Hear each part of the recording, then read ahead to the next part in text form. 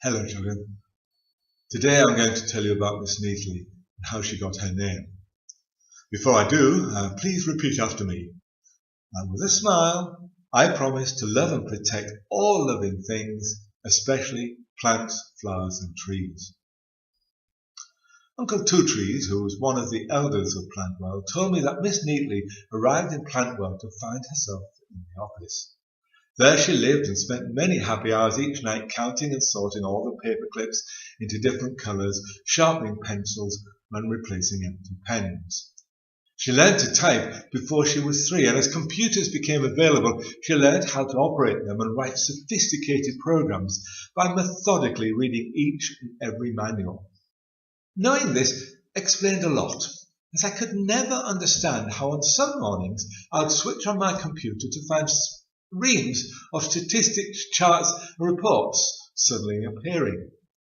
Being computer illiterate, I just assumed that computers were very clever and created their own programs. I was too busy to really think about it, and so pleased the information was readily available.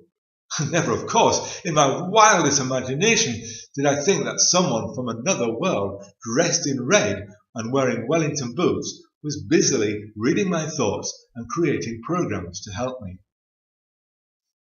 As she grew up, she listened to all the messages on the telephone and read all the bits of paper. She soon learned how to prepare business plans and understand how and where to buy and sell things in the human world. She always kept lists of everything. Even as a child, when given a bag of sweets, she would count each one, note its colour and record how long each one took to suck and swallow. Her most precious possession was a stopwatch that she dangled around her neck at all times, along with notebook and pen that matched her suit. She was known throughout Plant World for her record keeping and attention to detail. They say that she once was seen counting the seeds in a 10-kilo bag, then recording each one where each seed was planted and measuring their daily growth and the price each one was eventually sold for in the garden centre. Her desk in Plant World was immaculate, and despite making hundreds of notes and receiving tons of invoices and reports, you would never find a single paper on her desk. They were dealt with and immediately filed.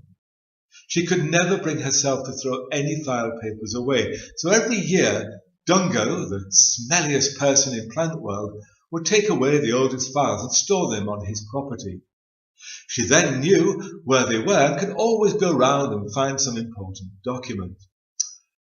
She also knew that she could never bring herself to go anywhere near Dungo's land. Dungo was also aware of this and recycled the files to make notebooks, the very same ones that Miss Neatly used.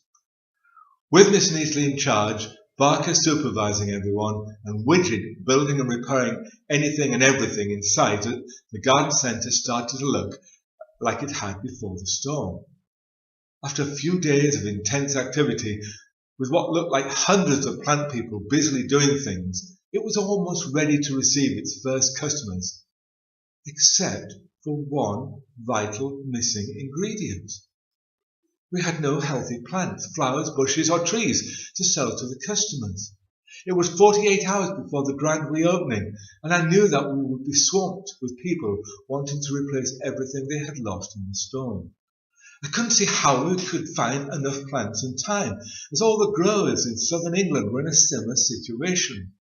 All around me were damaged, bent and broken plants and trees.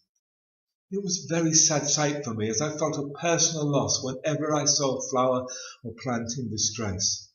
Every morning since I opened the centre, I would check on each and every plant, always greeting them by their name.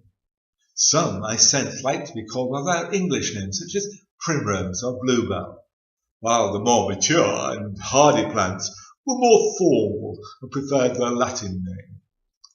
Even as a small child, I had my own little garden where I grew wild flowers that attracted butterflies and bees. I had long conversations with the plants, telling them about school friends and family. Whenever I was feeling sad, their heads would move closer to me, and if I mentioned one of the school bullies, they would visibly shake in anger. As I grew older, I always carried a water bottle around me because I found that so many shops and offices neglected their plants. I could hear them begging for water, but no one else seemed to hear their plea.